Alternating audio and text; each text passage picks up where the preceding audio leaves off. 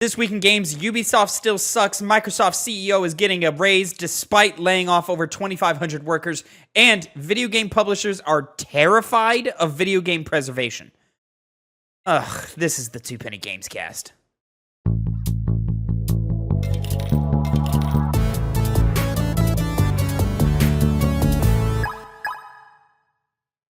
What's poppin', players? Welcome back to the Twopenny Gamescast, episode 223. I am your host, Tavin Bothel, here with my good friend and co-host. Say hello to the people, Connor Elliott. Greetings, fellow humans. We're all humans here watching this. Just bursting with charisma this week, Connor. That's what I love about you. Is you just know how to come in. See, Tavin, naturally, you're not a funny guy. Wow. Okay. And you're undermining the comedy. Okay. You're undermining the comedy of the fact that because I'm not being enthusiastic, it's because I'm acting like I'm inhuman. It's taking the place of that.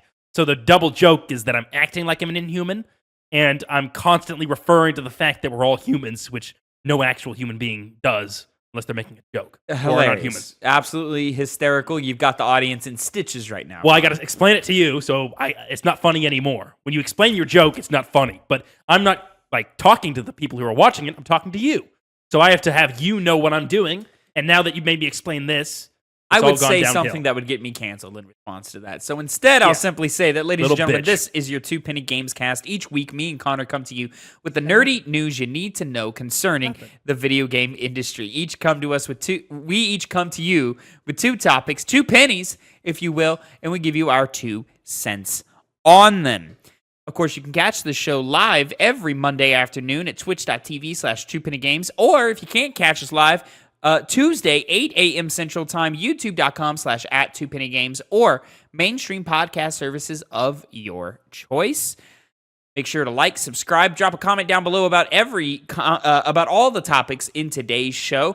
And remember, next week is the return of the Twopenny Game Club. We were going to try and have it this week so in time for Halloween, but that didn't happen. We were very busy. Congratulations to Phil for getting married. Anyways, so Alan Wake will be next week for the Twopenny Game Club, so make sure you're all caught up on that. And make sure you subscribe so that you know when all of those videos are dropping. Connor, how's your week been? Good. Good. Yeah. Busy, but good. Yeah, I've also been incredibly busy, but I think I've finally gotten through the heaviest parts of all this business. Right? Oh, yeah. I think I'm finally on the other side of it. So now it's just let's finish off of course I'm in school. Let's finish off this semester as strong as I can in the next month and some change, right? And then that'll be done, and then I'll finally have the fucking winter. Christ, I need that break so fucking badly. But Phil got married this last week. We were at that wedding. It was a good time. We had a great time. Partied, celebrated love. Celebrated our boy making the big leap. Celebrated companionship. Indeed. It was a good time. Anyways, but Connor, that doesn't matter here. That's not why we're here. We're here to talk about some video games, specifically video game news. And Connor, we got to start with topic number 1. I'm sorry I didn't ask you for the complete run of show here, Connor, but we're starting with the one that's already pulled up here, and it's my first penny of the day. And ladies and gentlemen, I'm pissed off. Let me tell you why. All right, pulling an article from Game Rant, Dominic Bosnack. Excuse me, Dominic. I've totally butchered that. You just insulted him. Fucking. Supposed to say. Anyways. Prince of Persia, the Lost Crown team, reportedly disbanded by Ubisoft. This is coming from GameRank.com. The Ubisoft Montpellier team behind Prince of Persia, the Lost Crown, has reportedly been disbanded after unsuccessfully pitching a sequel and some other ideas. This purported turn of events suggests that Prince of Persia, the Lost Crown didn't sell well enough. Ubisoft Montpellier was originally founded as UB Pictures in 1994. This makes it one of the oldest Ubisoft studios in existence. As of October 2024, the company's headcount is estimated to be around 400. Its staff is divided into multiple teams that either pursue their own project or assist other divisions of Ubisoft Studios with theirs. One of those teams has now been disbanded. French journalist and YouTube Gautaz reports via The Gamer, citing unnamed sources familiar with the matter specifically. The company is said to have broken up the Prince of Persia: The Lost Crown team because its latest game underperformed commercially. While no official numbers have been given by Ubisoft, a January 2024 report from Insider Gaming claimed that Prince of Persia: The Lost Crown sold only 300,000 units in its first 2 weeks on the market, which was implied to be well below Ubisoft's expectations. I now also take you, ladies and gentlemen, over to Eurogamer.net by Tom Phillips, where he reports on Ubisoft commenting on the disbandment of this team, speaking from... Adelhak Elgis, I'm sorry, bro. I don't. I'm American, and I didn't try as hard as I should have to learn how to say your name. I apologize. Quote, I'm extremely proud of our team's work and passion at Ubisoft Montpellier to create a game that resonated with players and critics alike, and I am confident in its long-term success. This is, of course, the senior producer of the game. Quote, Prince of Persia: The Lost Crown is now at the end of its post-launch roadmap with 3 free content updates and 1 DLC that released in September. We are now focusing on making the game available to more players. It was recently launched on Steam and will be available on Mac by this winter. Most of the team members who worked on Prince of Persia: The Lost Crown have shifted to other projects that will benefit from their experience. We know players have a love for this brand, and Ubisoft is excited to bring more Prince of Persia experience in the future. Now, Connor, your camera's not working. Fuck. This is as it happens very often. There we go. Boom. Connor, Prince of Persia: The Lost Crown is one of the best games of the year. And I'm not the only one to say that. It was met with universal critical acclaim. Easily one of the front runners for Game of the Year this year. It's in my top 3 for sure, locked and loaded. And I don't predict that it will move from that spot. This pisses me off. One, because what the fuck was Ubisoft expecting this game to sell? What? From what it seems, it probably sold better than some other Ubisoft properties that should have sold gangbusters relatively in comparison to this one. Hey, Ubisoft, fucking Star Wars Outlaws sucks. What are you doing with that team? Now, I'm not saying disband Massive or shut them down. Absolutely not. They're a very talented team. I love the Division games. But what the fuck? Why are you taking it out on this team with a IP that's been effectively dead for over a decade? In a genre that isn't the most popular thing in the world, admittedly, and then like it's your highest rated game of the last several years. So I don't understand what the thinking is here in not double downing on quality. I understand you're a big company. You got a lot of spinning plates going on, right? I understand you got to get these big games out in some massive ways. But if we just look at your 2024 alone, not to mention all your other missteps that you've had over the last couple of years, you start off Prince of Persia: The Lost Crown. Fucking banger. Everybody loves it. Doesn't sell that well, which is unfortunate, but it was easily one of your best games in years, and the best Prince of Persia game we've had since Sands of Time. Then, Skull and Bones in February, I believe. Is that correct? Yeah, fucking like major flop. Big flop alert. Nobody saw that one coming. Just bleeding money in all the production and time that it took to get that one out the door. Congratulations to you on that one. Maybe you shouldn't run your fucking studio teams like a goddamn circus and get some actual responsibility under your belt before you do shit like this. And then you got Star Wars Outlaws, which should have been your big bombastic IP title that brings all of this fucking money in. But guess what? You crunched the shit out of your developers. They couldn't get it working in the vision the way they wanted to, and you probably didn't let them make the game that they wanted to make in the first place.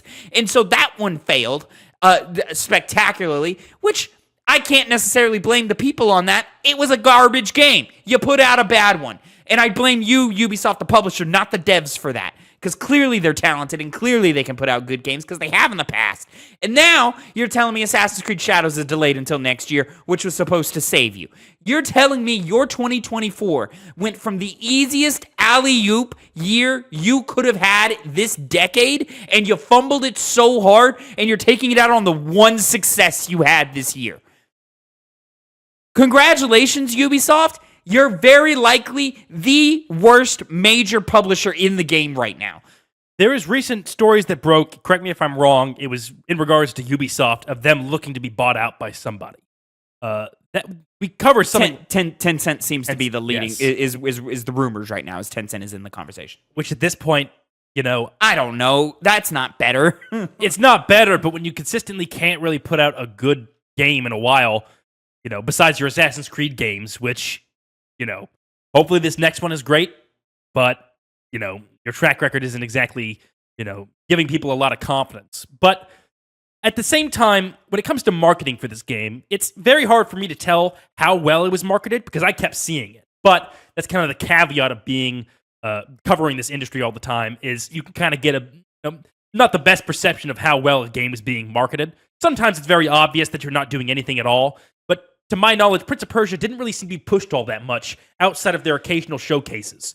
I don't remember any kind of trailers on YouTube ever playing. Yeah, they had a number of trailers in the lead up. It didn't have a very long runway. We didn't know about this game until I want to say past the halfway point of last year. So I want to say that's like a 6-month window to market the game. Not a very long window, but do you really need a long window for a 2D Metroidvania platforming game? From an IP that's been dormant for over a decade, I don't know if you need that, right? Mm-hmm. And so marketing, I think it was marketed well enough. I do believe in my heart of hearts the problem is the expectations. Yeah. Were you expecting this to sell 1 million copies? It was never going to sell 1 million copies. Now, did it underperform? I get the feeling that maybe it did. We don't know generally because the conversation about the game was close to nothing. And outside of the enormous critical acclaim that it got, which it 100% deserves. That game is one of the best games of the year, hands down. And so, yeah, when you're talking about the marketability and just the overall market as a whole, what were we doing in January? Power World? Power World was one of the big ones. Yeah. Or maybe that was February. Was that February? It might have been. I can't recall. But we didn't have a strong...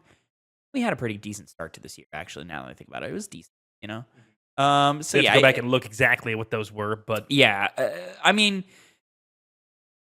Final Fantasy VII Rebirth, Like a Dragon... Shortly afterwards. Like a Dragon, Infinite Wealth. But there was still plenty of space. Like, I remember Prince of Persia had its week, and that was all you really should have expected, is just a really good week and then all that. Now, could they have pushed it harder? Should they have pushed it harder? Probably. Feels like Skull and Bones got more marketing push than Prince of Persia did, which I can understand that from a business perspective. Skull and Bones definitely cost more to make. But you can kind of tell that was not going to work. It was never going to work. So you should have probably just saved your money on the marketing on that one and pushed the game of quality that would have allowed people to actually think about Ubisoft in a way that is positive, right? And so that it's really, really unfortunate. I went back after this news and I rewatched my TikTok/short review of Prince of Persia: The Lost Crown. And from everything that's in that short review, I don't remember everything I said in the full review, but everything that's in that short review, I stand by everything in that. Phenomenal gameplay, absolutely incredible platforming, great level design, great combat, really intuitive Metroidvania mechanics that are actually really, really cool for the genre. But yeah, a pretty basic and boring story that isn't very memorable, but just the style of the game alone. This game had fuck you energy. And this game had something to say. It had a statement to make, and goddamn did it fucking make it. And if you've played the game, especially if you've beaten the game, you know what I'm talking about. That final level, holy shit. And so this is so disappointing. This is heartbreaking, especially after the last couple of years that we've seen from Ubisoft. When was their last win? I can't point to an example. Avatar: Frontiers of Pandora, blech. Star Wars Outlaws, blech. Rainbow Six Extraction, blech. Ghost Recon, what was the last one called? Breakpoint. Wildlands. Awful. Wildlands before that I didn't like, but people did like that one. And I mean, you just keep going down the list. That last Mario plus Rabbids didn't really hit that hard either. And so, yeah, you just keep going down the list, and it's just example after example of Ubisoft just mismanaging all of their assets. And now we sit around and we look at the field and we go, I don't see a Rainbow Six coming anytime soon. I don't see how that Prince of Persia Sands of Time remake is going to turn the ship around on this IP. That Splinter Cell remake, where the fuck is that? Who knows?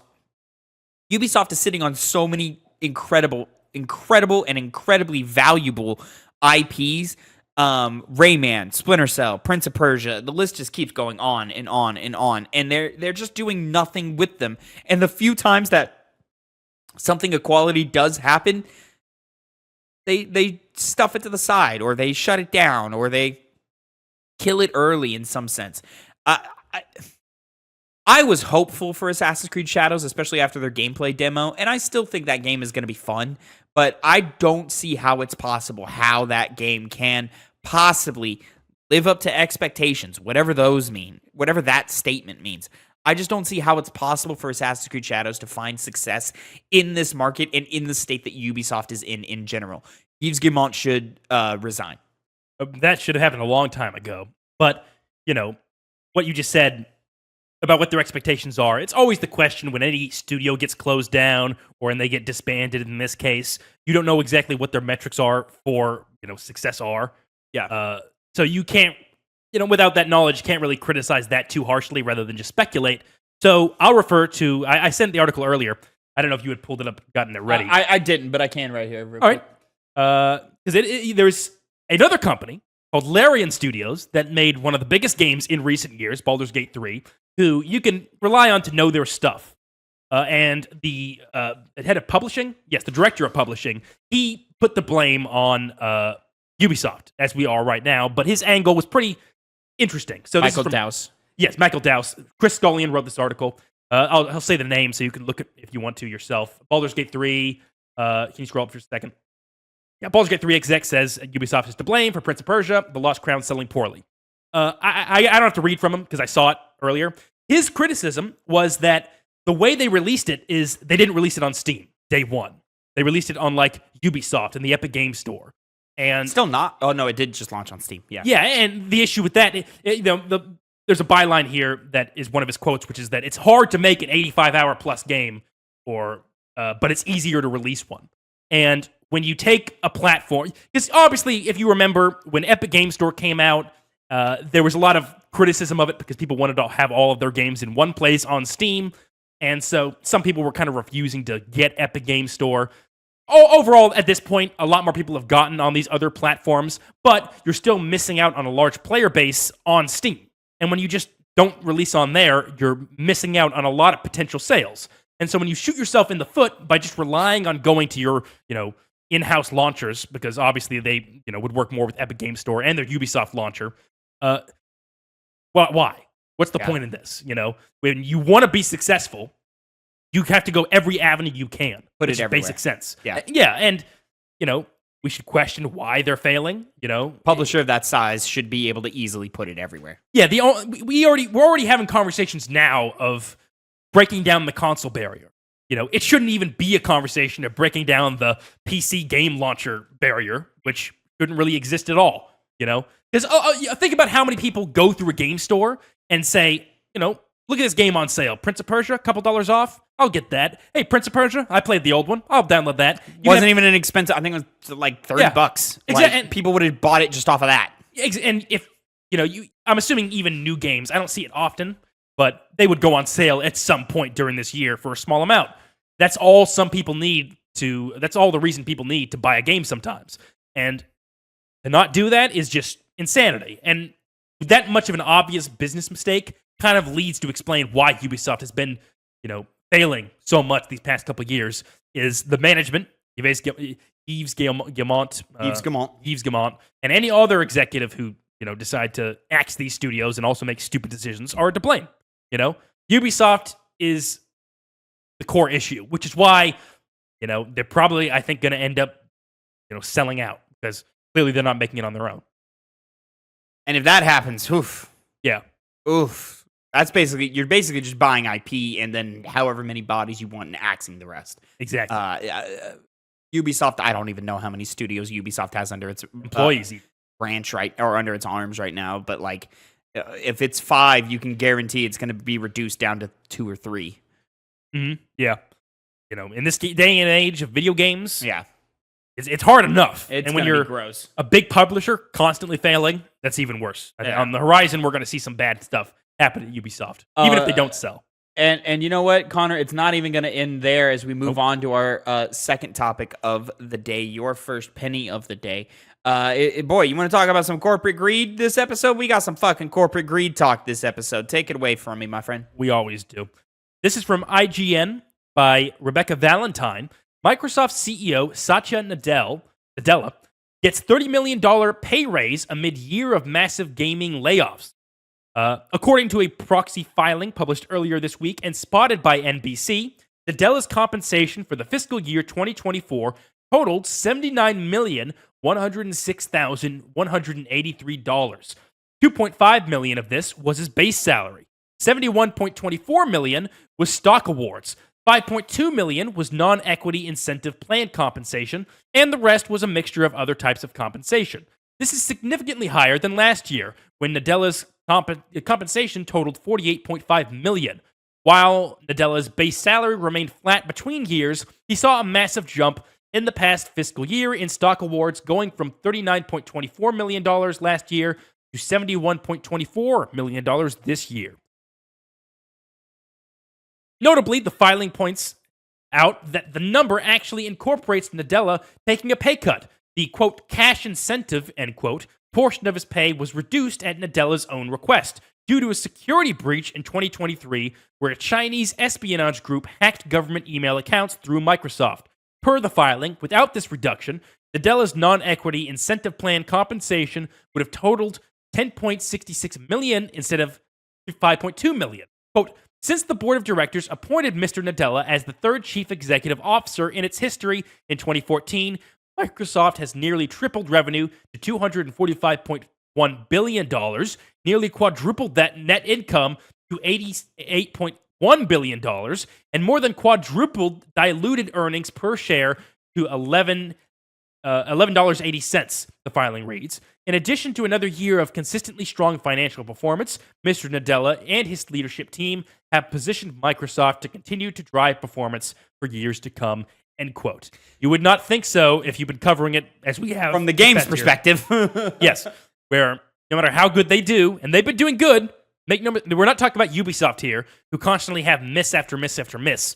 Microsoft does very well for itself. Its gaming division does very well for itself. And when you see stories like this, the thing I saw tons of people bringing up, and it's the first thing I thought of, was Nintendo. They, at a period of time, for those of you that don't know, had not the best streak during the Wii U era, kind of the end of the Wii era with games in particular, but really the Wii U as far as consoles go. Wii U is one of the biggest flops of all time. Yeah, it did not do well, and they didn't have any layoffs, but the big storyline at the time was that the CEOs, the executives were all taking pay cuts. I think maybe the president didn't even take any salary that year or some shit like that happened, which, he was earning, whoever this guy was earning like millions of dollars, if I'm remembering it correctly. So they were already well off to begin with. So the point is, they were taking cuts or not taking salary at all, so they don't have to lay off anybody. And that's kind of served as the example of whenever we talk about a bunch of losses happening at a company. You have to question whether they could have cut the pay of, people who already make millions of dollars. And while that's bad enough on its own, when you pair this with the fact, in addition to the game closures, that you're getting $30 million more, just one guy who arguably, that role could be fulfilled by anybody, I feel. Yeah. I think Microsoft, when they obviously say, hey, we're making all this money. Let's shoot the only bail that you can shoot. Is this guy's the CEO of Microsoft, not of Xbox. So Microsoft does a lot more than just video games. A lot more than just video games. Video games are not the most profitable branch of Xbox by a long shot, right? And it's reported in this article and in the filings, Microsoft has been making a lot of money and becoming much more valuable over the last year and so forth. So it is understandable as a whole how you get this raise. I get it. It makes sense. And to shoot the other piece of bail, he did opt out of getting even more money than he could have, right? By like whatever the It was of a breach, security breach. There was the security non-equity breach of emails. incentive plan compensation would have totaled 10.6 million instead of 5.2. So he cut that revenue stream for him. He cut that in half. He opted to cut that in half because of his failings outside of gaming. Outside of that. But the problem is, Connor, is Microsoft in the last calendar year has laid off over 2,500 people. It's a lot of people. I did the math. $79 million divided amongst 2,500 people is about $30,000. Not the most livable wage, but certainly one that you can survive on, right? Like, you're not living great, but you're living pretty decently. You're not living too great also if you consider that a lot of these studios are in California, New York, which are higher cost of living states. But let's say that $79 million is not diluted to every single employee that you lost. Maybe instead of laying off 2,500 people, you lay off 1,000 people, maybe 500 people. That way you're still cutting costs, but you're still able to afford all of these people that are going on without your big CEO having to take the biggest thing. The thing about it to me is, Connor, in a small business, we're talking the American dream, right? You own your own thing, ownership, IP, all that stuff, CEO of your own business, all that going forward. In a small business, Connor, if the company does not make profit, the owner doesn't get paid, right?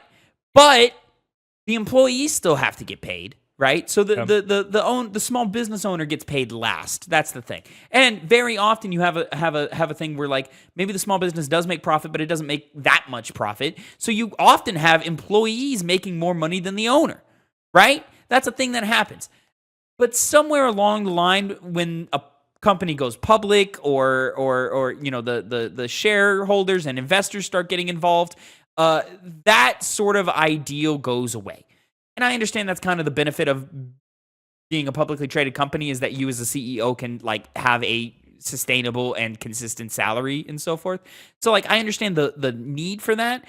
But when a certain division of your company is bleeding money, and I would assume Xbox is currently bleeding money, otherwise they wouldn't be fucking laying off 2,500 people.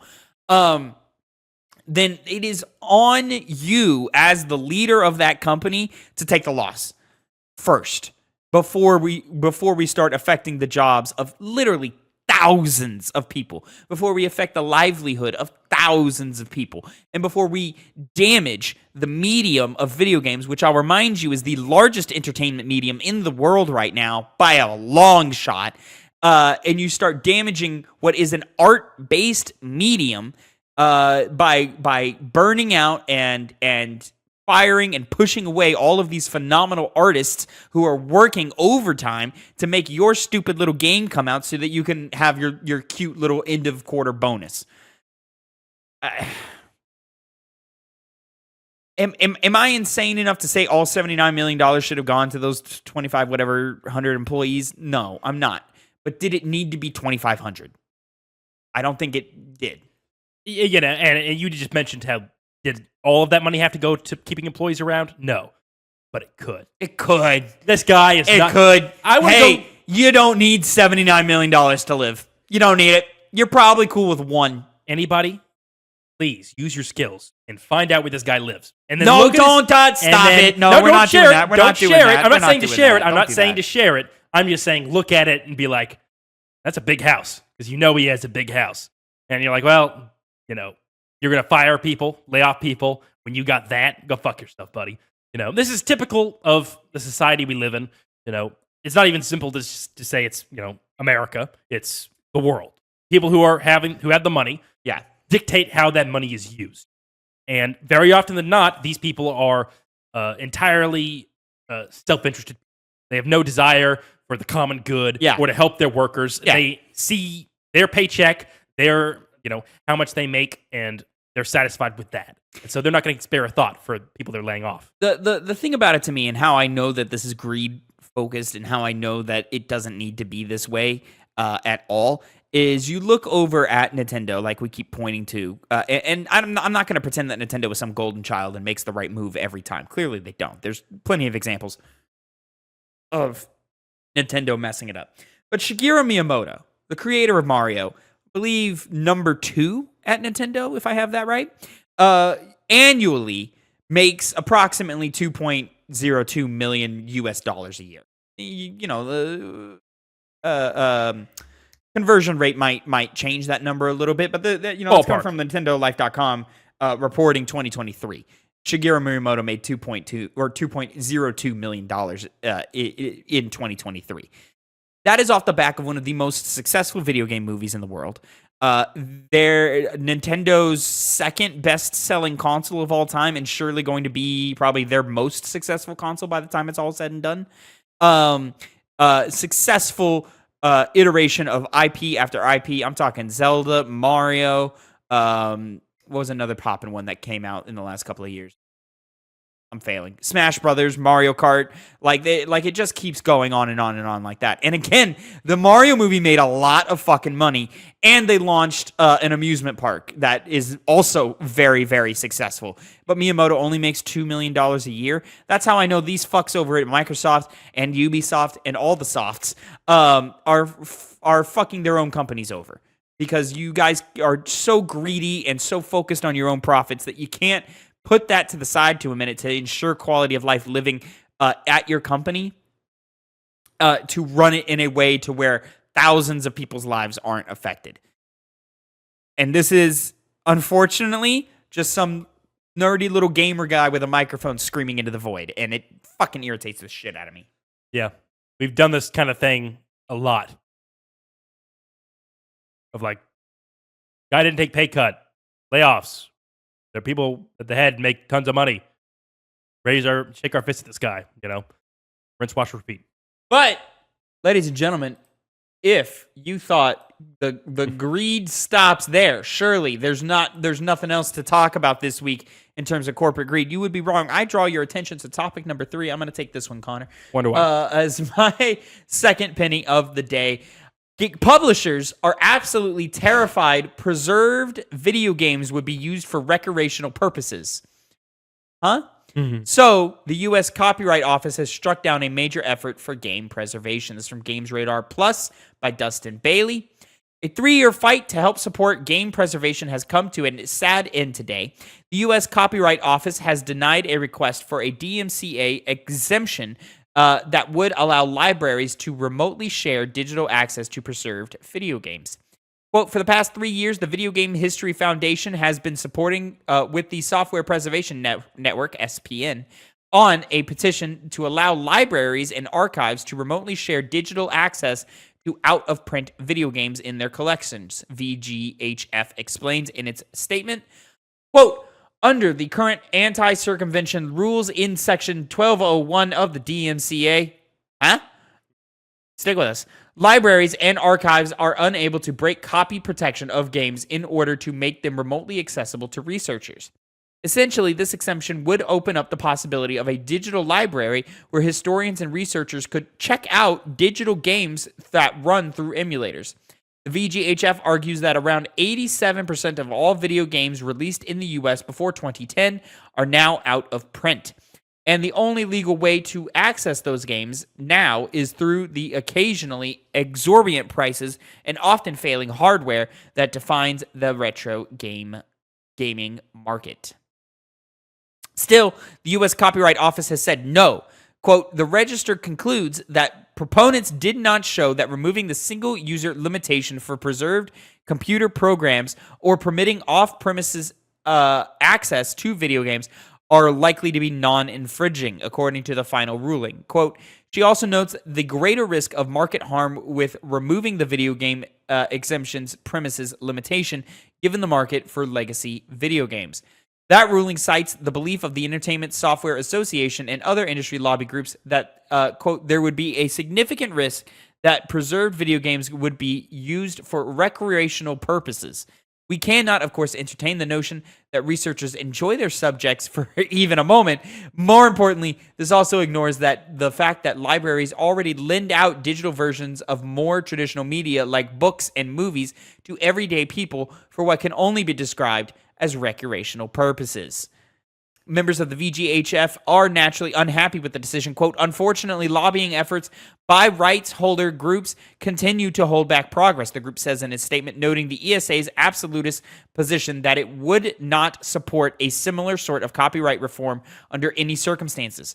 Quote, I'm proud of the work we and the orgs we partnered with did to try and change copyright law, VGHF founder and director Frank Cifaldi says on Twitter, quote, we really gave it our all. I can't see what else we could have done. This fails the needs of citizens in favor of a weak sauce argument from the industry, and it's really disappointing.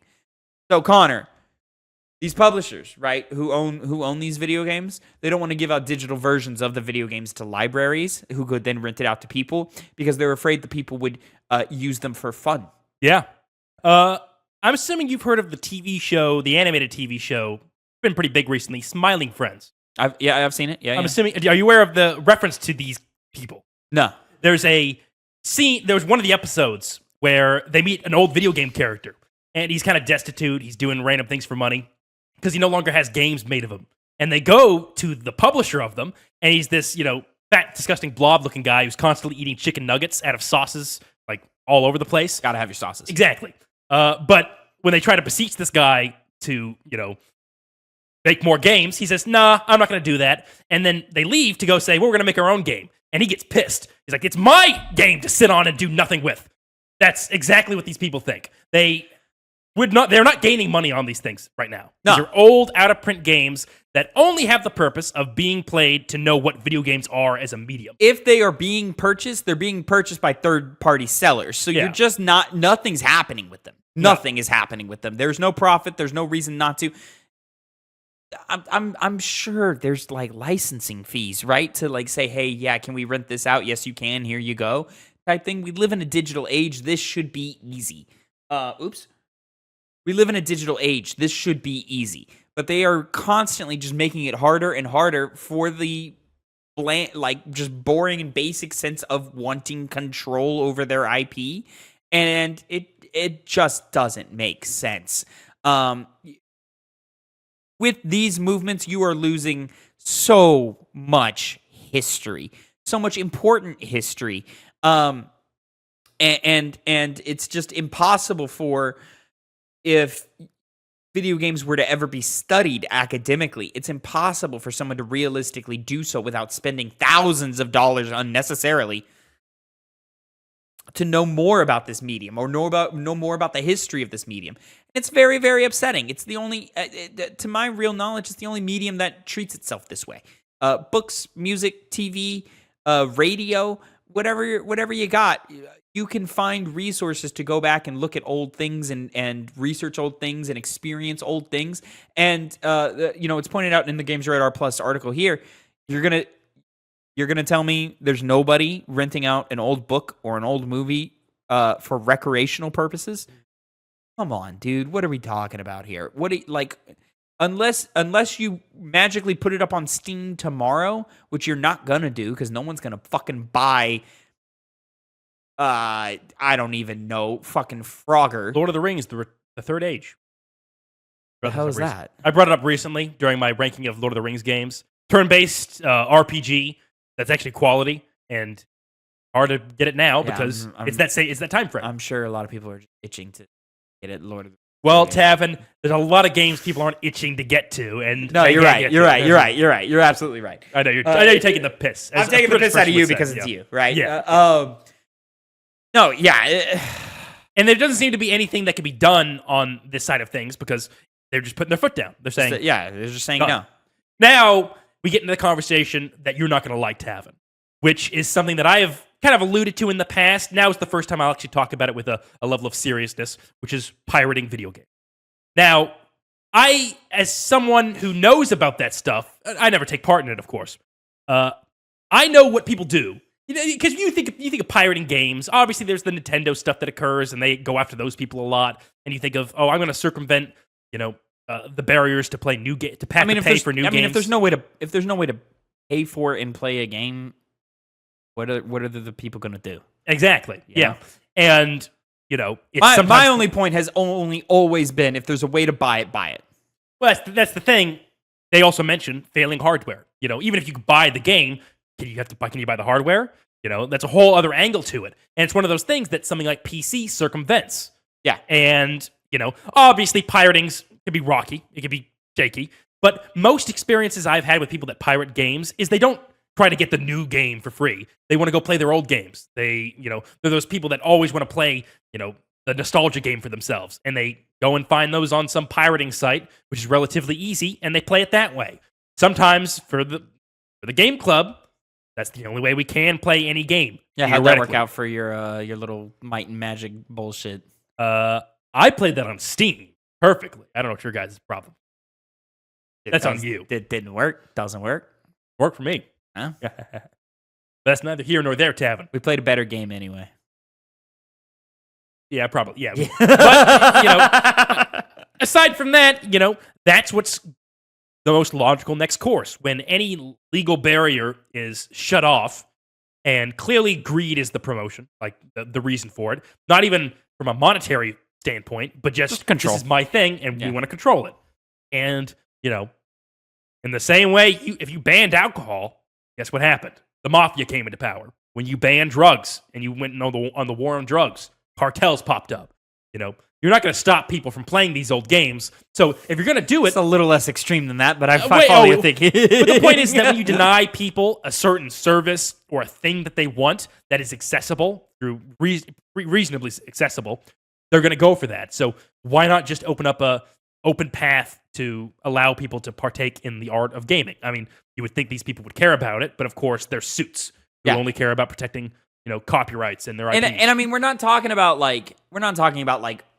the first 4 Final Fantasy games, because one, clearly Square Enix has done the work to put those available on modern hardwares and so forth. So those are available.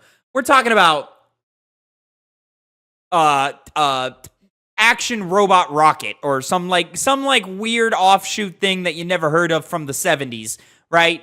Or the 80s and stuff like that. We're talking about arcade cabinets that were that premiered in 50 arcades across the country, type work. We're talking about games that you've probably never heard of before, but it doesn't make them any more or less important. And there should be effort to preserve these things, because you're going to have decades, thousands of hours of work just lost to time. And we live in an era, in an age where humans have just been around on the earth long enough to know that, hey, you may want to take the time to preserve art.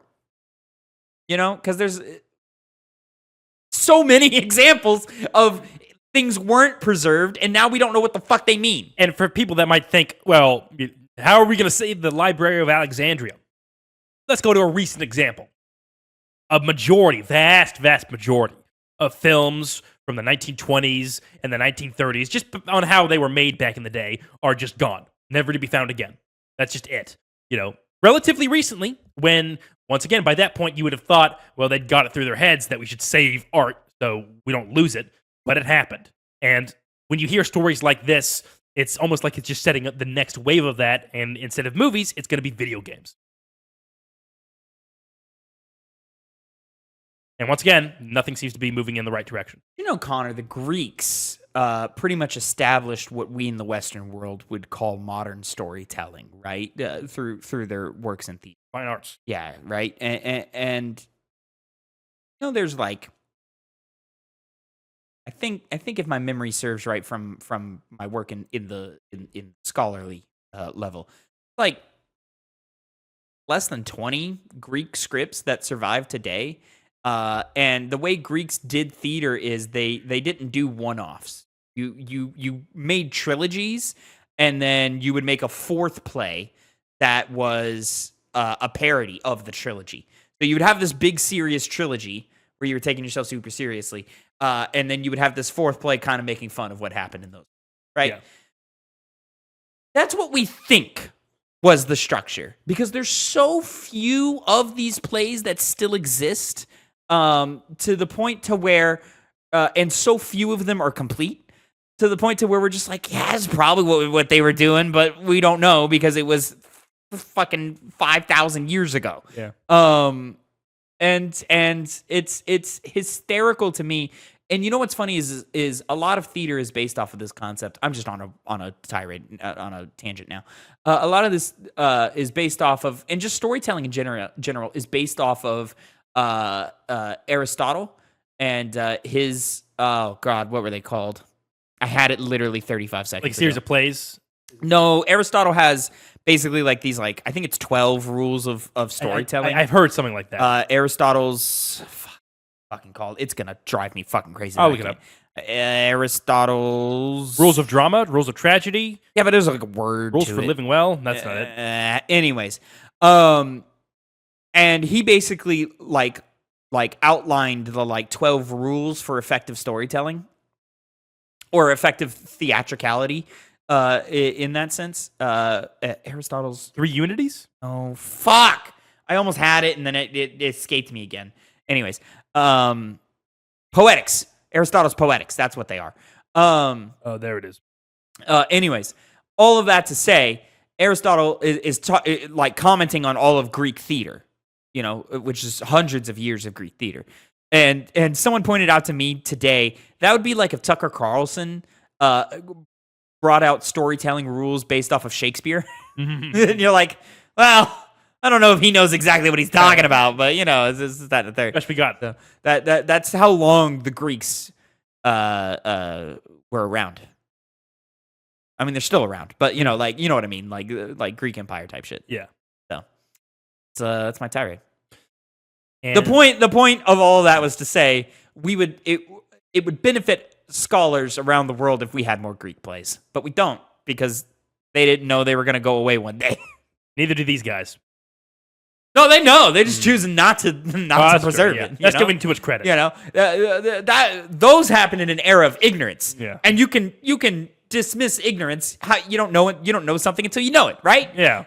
We know things now, and you still have the opportunity to save these things, and you're choosing not to. Go fuck yourself. We should find the houses. Stop. Stop. No, don't do that, Connor. Hey, listen, I could say it as much as I want, because I can't do it. So that works, right? What? I can't find out where these people live. No, but you shouldn't encourage people to go find out where people live. That's dangerous, Connor. It's a joke. I'm joking, There's guys. maniacs on the fucking internet, Connor. Well, you know. I'm trying to build a career here, Connor. You ever heard of the Joker? Yeah. Mm-hmm. Maybe you should even get a Joker figure, huh? A little bit of chaos in the world, huh? A little bit of chaos. We're going to move on to topic number 4 here, ladies and gentlemen. Connor's second penny of the day. Yes. Excuse me. Lord alive. You good? Connor's second penny of the day and the final topic of the day. Connor, take it away. Yeah, I was about to. Games Radar. I'll fucking punch you in the goddamn mouth. You ever treat me with no fucking disrespect again? Let my fucking name come out your lips one more goddamn time. I'll slap the shit out of you. Always with the drama, Tavin. Games Radar. This is from Ashley Bardhan. Yes, I read that right. Excuse you. After forming a new Fucking studio... read faster, you illiterate fuck. I was still reading the title of the name of the person. After forming a new studio at an quote, apocalyptic time for game devs, Disco Elysium writer says this industry is finished, but video games are not. Like most of the layoffs that have tormented the video games industry over the past year, when ZA/UM cut the planned Disco Elysium expansion, along with many of its developers' jobs, it was devastating. Fans couldn't believe that ZA/UM, better way to say that, I know there is, I couldn't tell you. wouldn't want to sustain an RPG as poignant as Disco forever. Its developers, however, are well-versed with how callous video game execs can be. They won't let that stop them. Quote, I think this industry is finished, says Disco Elysium writer Dora Klinzik in a recent interview with VG247. But unfortunately, Try that again? Video Game Chronicles, No. Video Game VG... VG 24/7. You know what the worst thing is? I don't know. I said it before. I've said it in the past. I've said it in the past, guys. 24 hours a day. My throat's sore. 7 days a week. My throat's sore. But unfortunately for everyone, video games are not.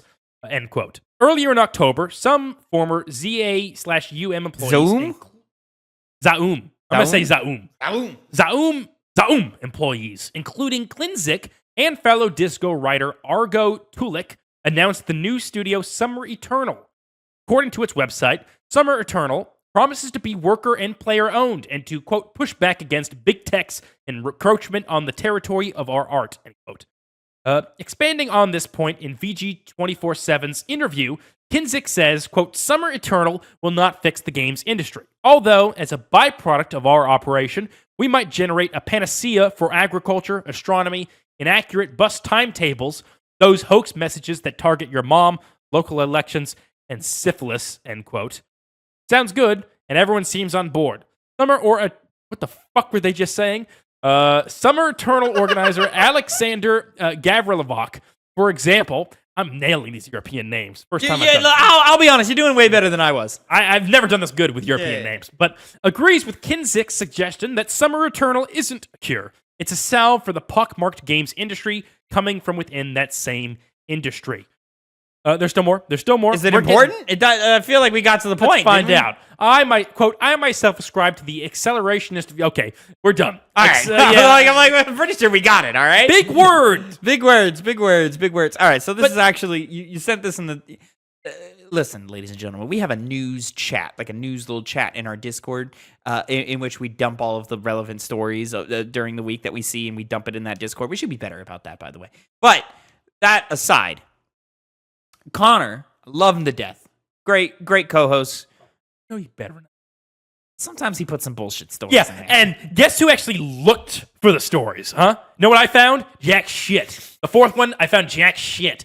You posted the different versions of the stories we had already posted, and I had to go out and find things. Hold on. Because the first thing we posted was the Wario64 tweet.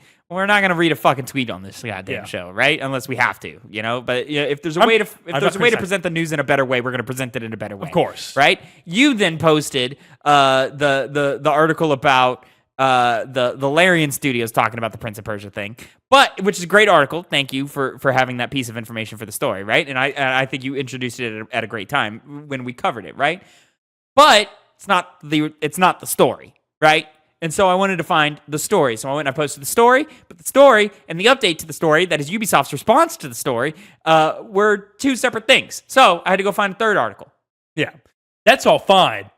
My stress point is there wasn't a lot of other topics to cover. Now, what you were but I don't think my point was, Connor, is I don't think this one is without value. And funny enough, it's a pretty good endpoint to the entire topic of discussion that we've had this entire episode.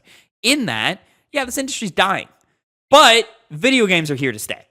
And I think that's something that kind of gets lost in the talk about it. But what does that look like? We've only had one other big game crash, but it wasn't on the same level as it is now.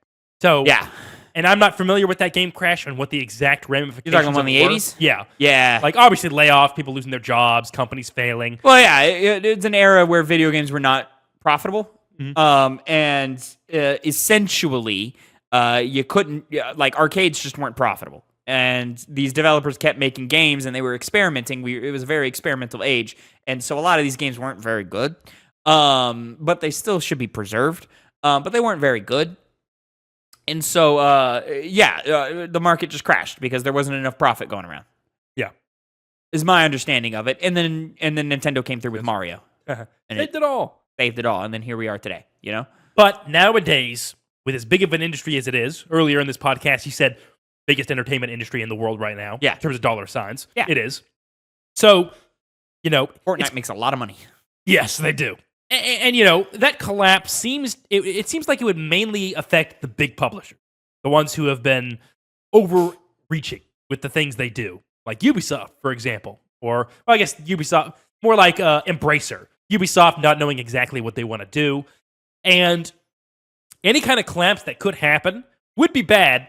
But these kinds of studios seems like they'd be able to get out from under that. They wouldn't be, obviously not as they don't have as much money behind their entire operation. And so, especially since these are new and they haven't really had, a massive amount of losses yet with the games they're releasing. So these ones are they got a little bit more life in them in that scenario where the industry would crash. I'm also thinking of, because we've seen a ton of studios that have gone independent now, which, once again, that's in response to all of these, publishers laying off employees, closing down entire companies, completely eliminating them. Sometimes, historic ones like Japan Studio, for example, that was one that is gone now. And, when you see that kind of stuff, devs obviously are going to look at it and say, well, should I carve my own path, even if it's not as grandiose as games have been nowadays, but not be under the thumb of, big greedy executives? It certainly probably gives you more peace of mind. I don't think there's a right answer here. Yeah. I think to be a little downer on it all, right? I think we are in the beginnings of an industry collapsing, or at the very least, we're in the beginnings. The dominoes have already started falling for a great culling of the industry, right?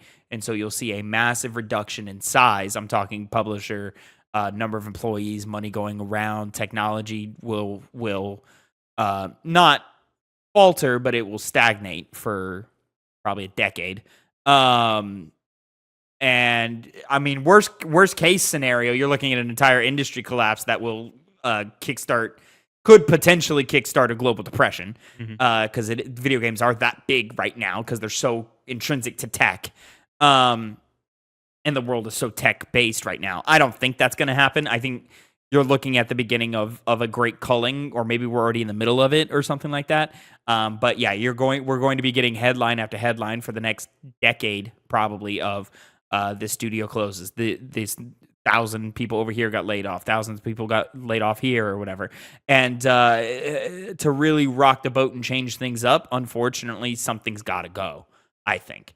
It's probably not going to be Nintendo, just if I were a betting man. But yeah, you're looking at an era where it's inevitable we see massive publishers are going to fall off the board. Now, some new ones may come up in their place, and maybe that'll kind of jumpstart us and revive us and get us going into a good place again.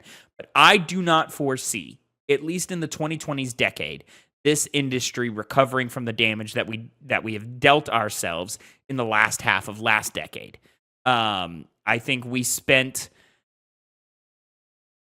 I mean, if we're being honest, we spent 7 to 10 years signing our own checks. You know what I'm saying? Like, and putting ourselves in the position of just more. We need more. Things need to be bigger. We need to pump out more games. We need to pump out more microtransactions and DLCs and expansions and loot boxes and battle passes and all these things.